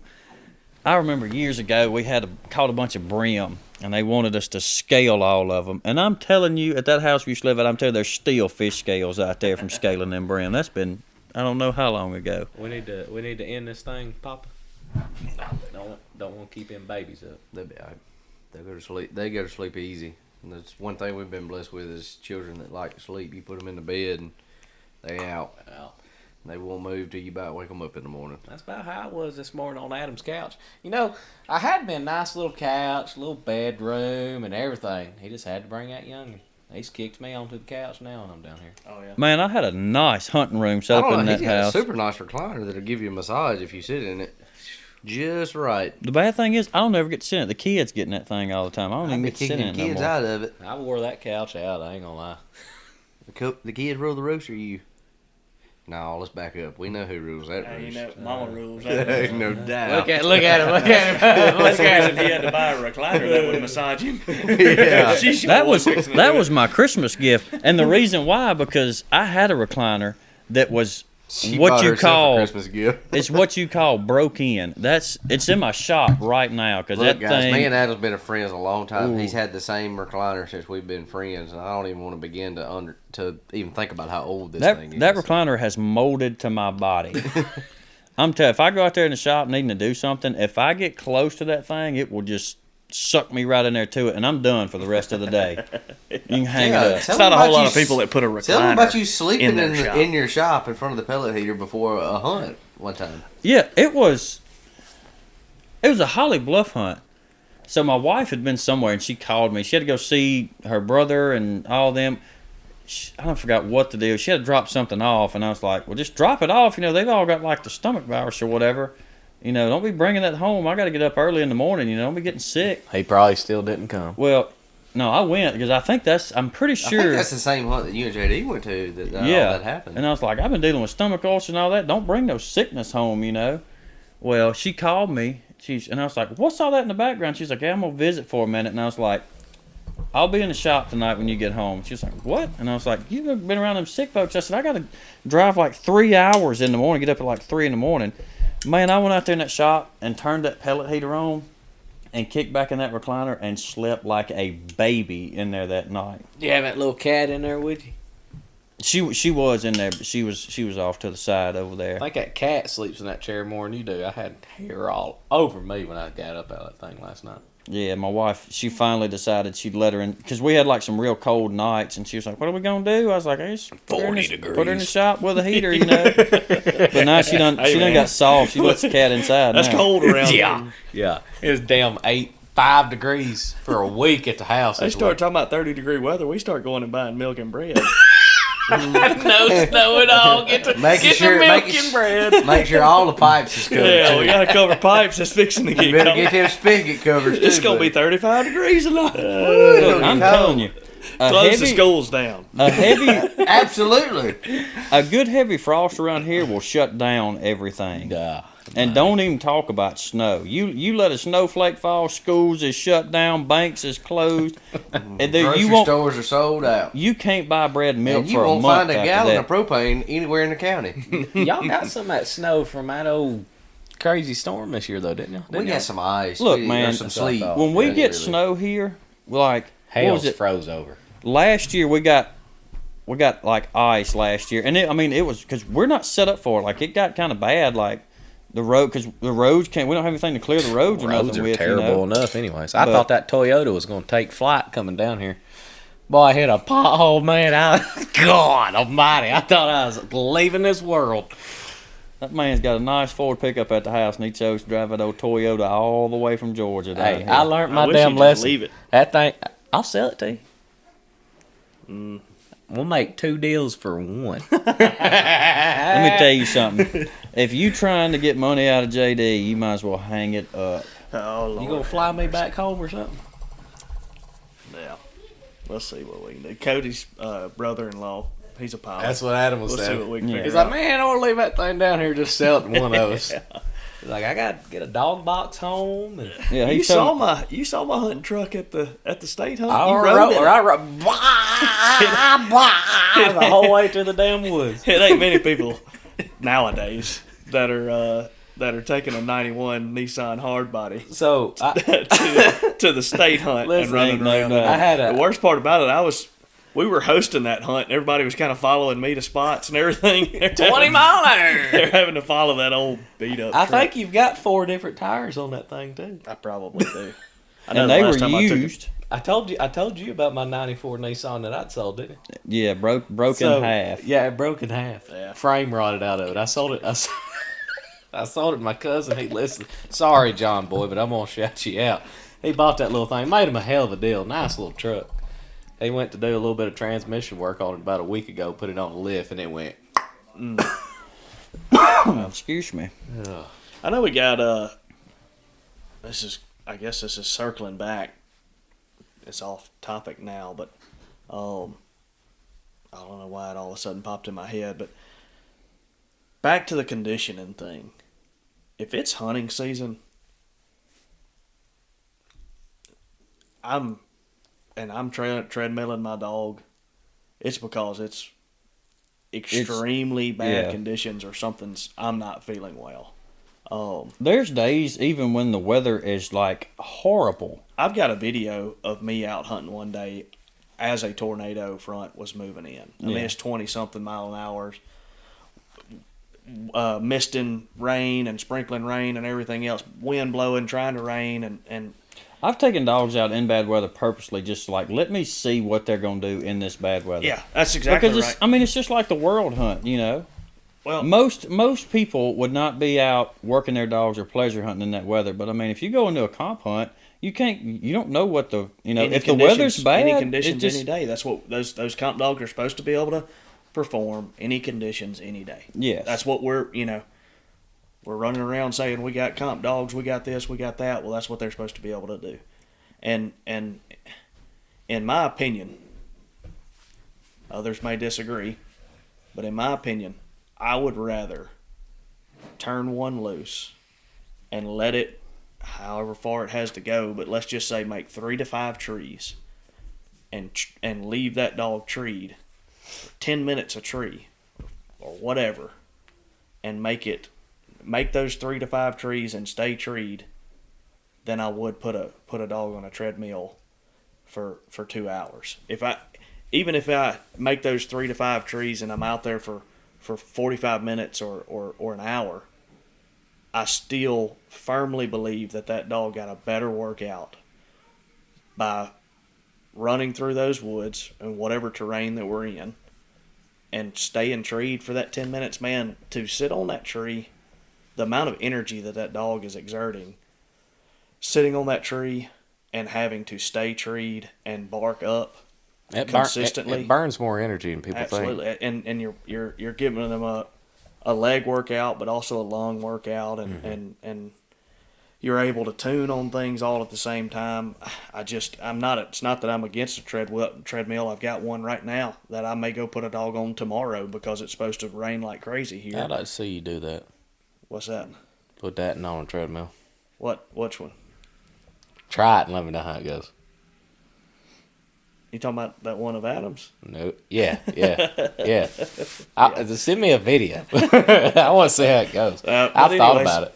I may mine treadmill. I'm not against a treadmill. I broke guess right is now. what I'm trying to say. They have their place, Mm-hmm. but I think that people, if you're not careful, it is easy to get lazy with a treadmill and say, I'm not going to go. I'm just going to put it on the treadmill. Well, you're selling your dog short. Well, another thing that I feel like some people don't look at. I do, because you know how steep it is up there where I'm at. I feel like you've got to condition yourself for some of these dogs. Absolutely. To be able to take, and I feel like a lot of people look past that. I turned into a vapor this season. Man, I'd walk through the woods hitting that thing just the whole way. About midway through the season, I started slowing down. I was like, oh, I'm going to have to quit that. But I feel like that's something that's really overlooked. Having yourself conditioned to be able to keep up with these dogs and keep them in the woods. And I know down here in the flatland, it's a little bit easier keeping up with one. But you get them up there at the house, man, you have to start climbing them ridges and stuff. And you trying to keep up. We have ridges. You have mountains. Nah, them's ridges. I went to ridges and saddles. I went to a hunt in North Arkansas in September. I think it was September this past year. And that was my first time experiencing hunting in mountains. We were in the Ozarks up there. And I got respect for you, that's for sure. Because there were some times to where, the first cast, we went to like the top of a mountain. And I was like, man, we're gonna cut loose on top of the mountain.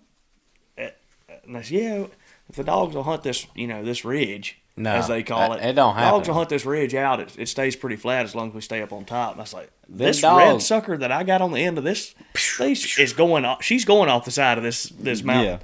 And we cut them loose, and the first tree she made was like 300-something yards off the side. Right of that off mountain. The bottom of it. But and then it was, which was a great cast. It was up there at Kevin Cowan's hunt. I can't remember the name of that town. Is it Pendle? Pendle, Arkansas. That's it. Not too far from Branson, Missouri. That's what I did. We y'all spent the weekend. I loaded the wife and the kid up. And we went. I was going to go with you. I couldn't get off work, and you'd left out. Yeah, but we made a weekend out of it. Had a great time up there. It's like 45 minutes south of Branson, Missouri, so you can stay in Branson, just ride, running down to the hunt. But anyways, bunch of squirrels. We had a great time. Hunt was good. They had food and everything. But, man, it was some times where there then it was 2-hour cast, OMCBA hunt, 2-hour cast. If I'm not mistaken, they've dropped theirs to 90 minutes. I don't know. And OMCBA? This was a single round event. So really? Yeah. So it was a 2-hour cast. So how many dogs was there? I can't remember now. They did a state hunt in a single round. Yeah. Man, I can't. Don't get me to line. I can't remember. You wasn't there. You was too damn busy. I'm pretty sure. I know it was the state. It was the Arkansas state hunt, and I know it was single round. It was just a single round event. I remember it was a single round hunt. But it was a two.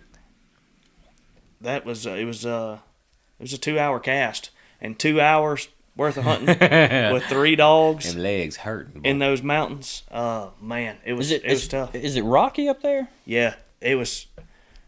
I wasn't used to it. I mean, you're walking around and you're walking on rocks on the top of a hill, and we don't. I mean, some of them are big as your fist or bigger. Yeah, see, we ain't got nothing like that here. Gotta It's all watch, dirt here. Watch them ankles. You would slip, man. I'm walking through there like I am around here with my hip boots on, Bad mistake. and I busted my butt several times. It was definitely different, but it was a good experience. I'm glad that I can say that I've been up there and I've hunted in the mountains. But to know that your dog, there was one tree that comes to mind that Reba made, and I'm looking at my Garmin, and she's not, but I don't know, 300 or 400 yards from us, and I can hear her clear as day. Took you 10 minutes to get to her, didn't it? And I didn't realize I'm not used to worrying about contour lines on my Garmin. I just look at the distance and go. I start going towards her, and she crossed it ain't a gully. I mean, it is I don't know what you call it, a ravine. Straight canyon. Straight down. It seemed like 100 feet, and then straight back up. And man, it took me 15 minutes, I bet, at least, if not more, to get to her. But that was definitely different. Dog goes 300 or 400 yards around here. It'd take you. You can get there in 5 minutes. Yeah, some of our woods, you get, dog be right around, 200 or so like that. Sometimes you can still see them here, not up there. Yep. That's one thing, man. We're blessed where we are, man. We've got a lot of, a really decent, really, I would say it's above average amount of game and stuff like that. We've got hills and delta, pretty much kind of everything that we could ask for to hunt around here. Got a lot of public land around here, and we live in a game-rich environment. And I think I saw where the Grenada was advertising the other day. I don't know, maybe Facebook or radio or something. I think they're advertising, like come stay in Grenada, access to over 50,000 acres. I seen something land. about that on Facebook. Yeah, that's pretty wild for at least in these parts. To be able to be in one county and have access to 50,000 acres of public ground. Yes. It's impressive. That is, it's a blessing for sure. It's not, a lot of people don't have that luxury like we do. Yeah. And I know they're starting to do a lot more stuff like for youth and all that kind of stuff too. Yeah, you participated in a youth hunt. Yeah, second year in a row here, right? Yeah, so right here by the house, there's a National Guard base called Camp McCain, and they host a youth squirrel hunt every year. I went last year, was the first year I helped participate there, and I went again this year. And it was some tough hunting, man. It was hot those days. Squirrels really weren't moving and all, but it was fun. And then we also went to I got invited to go down to South Mississippi. What's up, buddy? Hey, Bubs. Hey, Adeline. That's a mini Cody right Yeah, there. Absolutely. And that's little Miranda. He can't deny them, can he? Yeah. But we got invited to go down to, where was it? Rolling Fork, maybe? Yazoo City. That was yeah, that was right after when all that stuff happened. Yeah. But I know myself and Papa Jeff and a bunch of other guys from the UMCA and I got invited to go down to Yazoo City to the Southern Outdoors Unlimited hosted a handicap hunt down there. I know Mr. Robert Martin and Mr. Butch Spivey and all had a big hand in all that. And dude, that was awesome. It really was, man. They raised up enough money to give a girl one of those tracked wheelchairs and all. And I believe, don't quote me on this, I think it was maybe like small town hunting or something like that. It was like their testing grounds or proving grounds, something like that. It was a place that we got to hunt at, man. We stayed there and then, man, they fed us and all that. But to see those people that, handicapped or whatever, get to go out and squirrel hunt and do the things that we do that we don't think nothing about, but a lot of these people like never get that opportunity until something like this. Man, it was very, very humbling, and to me it was an honor to get to help out with that event. It was awesome, man. We coon hunted the first night. I went with Mr. Robert and them, and man, watching those kids get to knock those coons out, man, they're hooping and hollering, they're pumped, And we get up the next morning, took them squirrel hunting and all, and man, it was a lot of game down there. It was an awesome time. That's a really, really, really great organization all the way around, And if I think it was like I said, or like we said, I wasn't able to participate in it due to everything happening with my kennels and dogs and stuff. But to watch it from a distance, watch it from kind of the outside looking in was really neat. Like from my perspective, not being able to go there, it was really cool to see an organization like Southern Outdoors Unlimited to be willing to do something for people with those needs, but then also to see the UMCA and more importantly the guys we're calling our friends and stuff. Cody's got to feed his cat, so in here hollering. Yeah. Anyways, it was cool to see the UMCA and more importantly the people that we've grown to become friends with down there helping. Absolutely. So much with that hunt. Yeah, I think before Adam goes, if anybody out there that is looking for an organization to support, I think Southern Outdoors Unlimited might be a good place to at least explore and see if your values line up with theirs, because I think those guys are doing something really good. Man, it's awesome, and I had heard about them before. I'd heard Mr. Butch and Mr. Robert and all them kind of talking about it, and so I looked on their Facebook page, and I want to say I seen like where they do fishing events and hunting events and stuff like that and it's not just.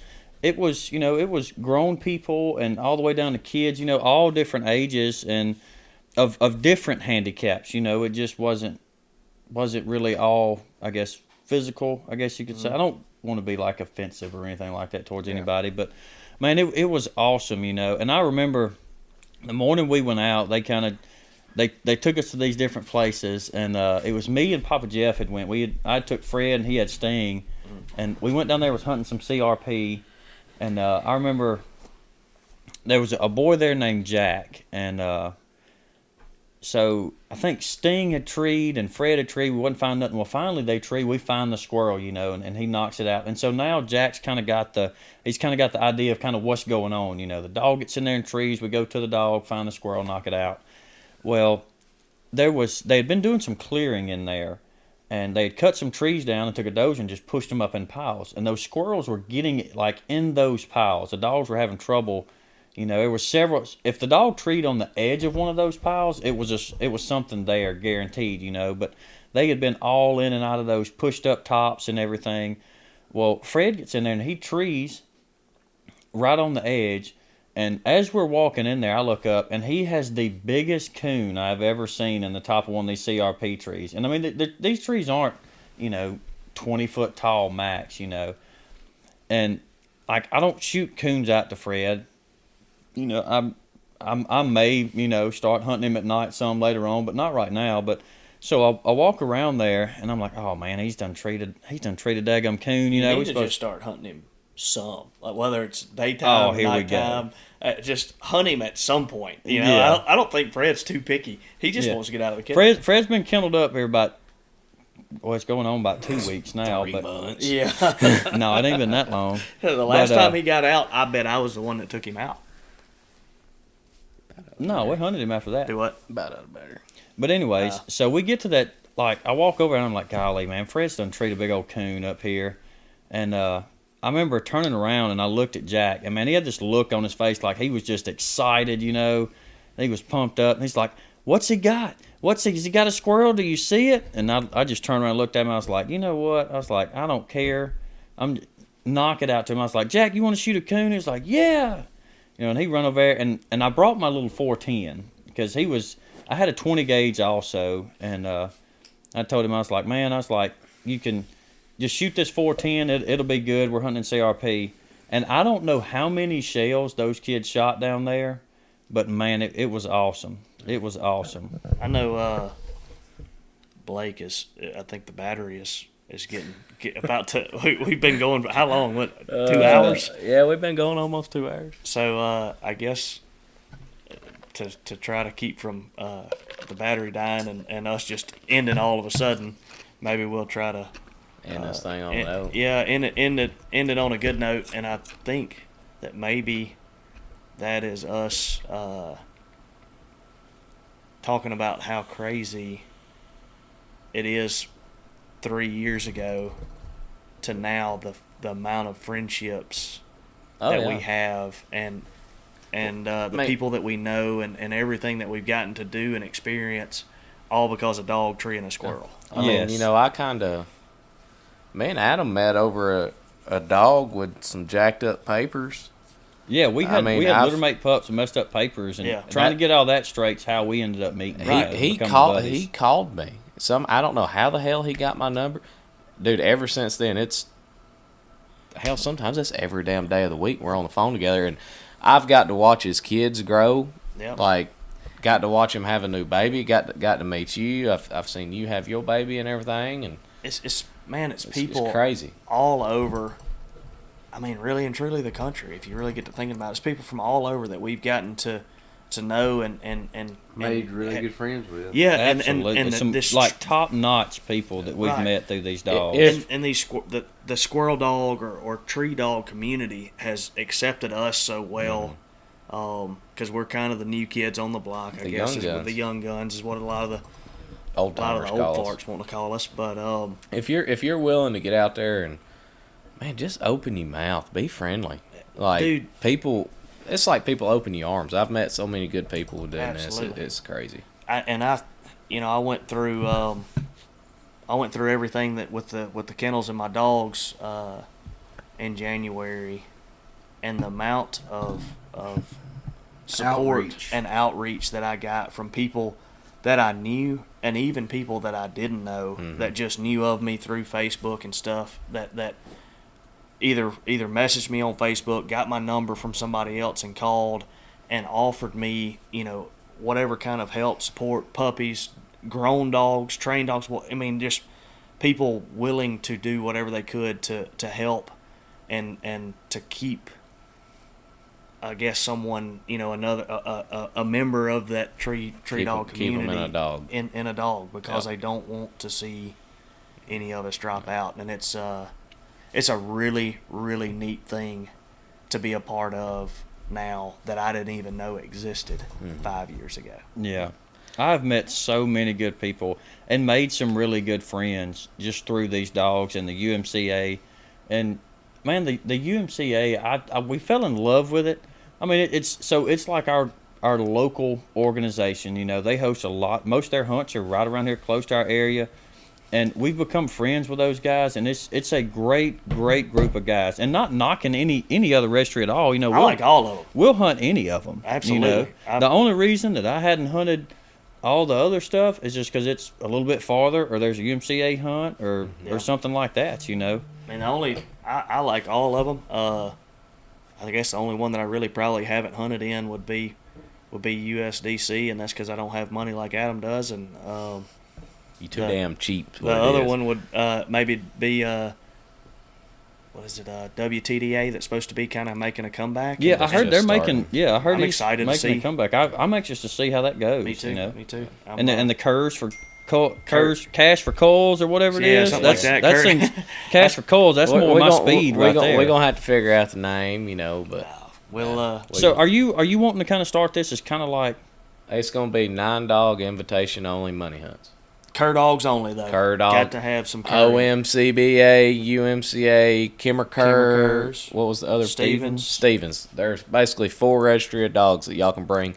We have to see the papers.